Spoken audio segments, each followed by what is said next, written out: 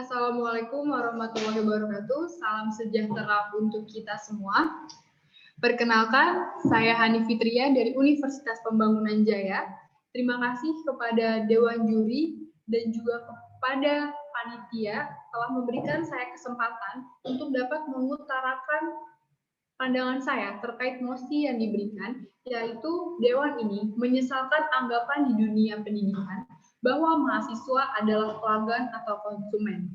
Saya menyatakan bertolak belakang dengan mosi yang diberikan.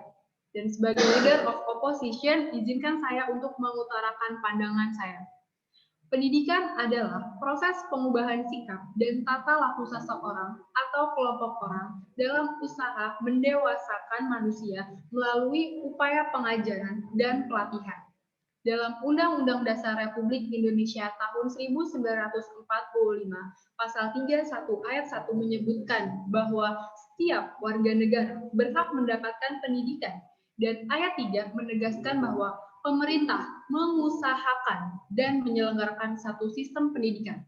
Perlu digarisbawahi bahwa pemerintah mengusahakan penyelenggaraan satu sistem pendidikan.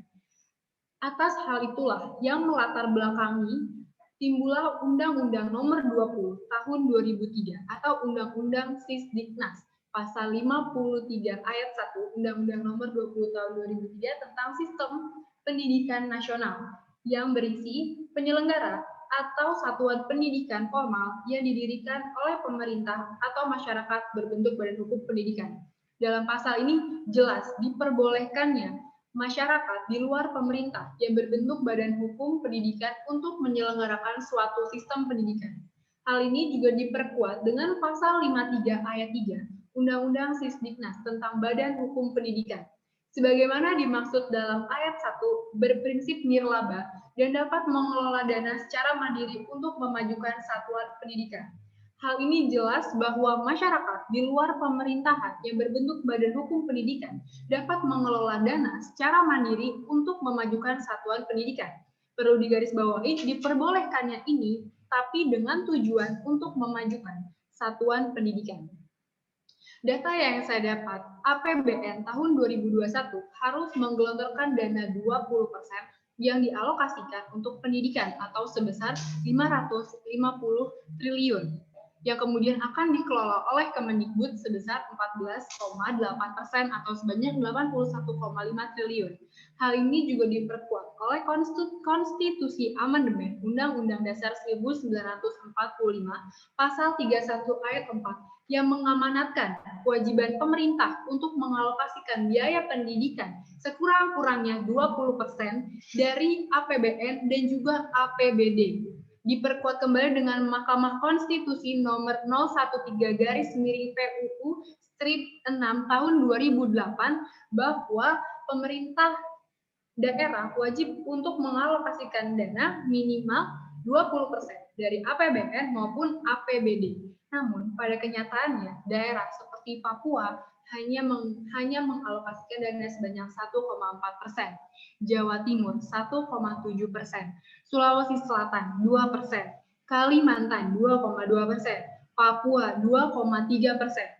Hal ini menunjukkan bahwa tingkat translation ability terhadap standar yang ditetapkan, yaitu 20%, sangat jauh di bawah daerah-daerah yang saya sebutkan tadi. Oleh karena itu, dalam rangka untuk memaksimalkan APBN, perlu keterlibatan penyelenggara pendidikan di luar pemerintahan untuk menyelenggarakan pendidikan. Hal ini diimplementasikan dengan penyelenggaraan UKT. UKT tersebut didasarkan pada perekonomian setiap mahasiswa, sehingga lahirlah sebuah subsidi silang berdasarkan perekonomian mahasiswa, di mana mahasiswa yang memiliki perekonomian baik dapat membiayai mahasiswa yang memiliki perekonomian kurang baik, sehingga timbullah bahwa setiap warga negara dapat mengakses satu pendidikan yang sama dalam lingkup perguruan tinggi. Kemudian, yang perlu saya tekankan adalah mungkin komersialisasi yang dimaksud oleh Dewan adalah perbuatan menjadikan sesuatu sebagai barang dagangan. Namun kami memaknai komersialisasi ini untuk memberikan kesempatan kepada warga negara untuk ikut serta dalam penyelenggaraan pendidikan.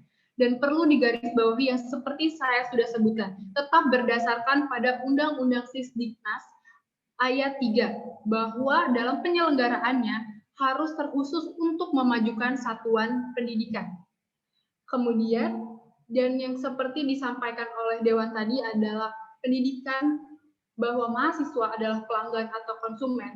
Saya mengilhaminya sebagai mahasiswa bukan merupakan objek, namun merupakan subjek meningkatkan kualitas peserta didik. Oleh karena itu, kita sebagai warga negara bersama-sama untuk mendukung upaya pemerintah meningkatkan kualitas pendidikan yang diselenggarakan oleh pemerintah maupun non-pemerintah ataupun nirlaba. Terima kasih. Wassalamualaikum warahmatullahi wabarakatuh.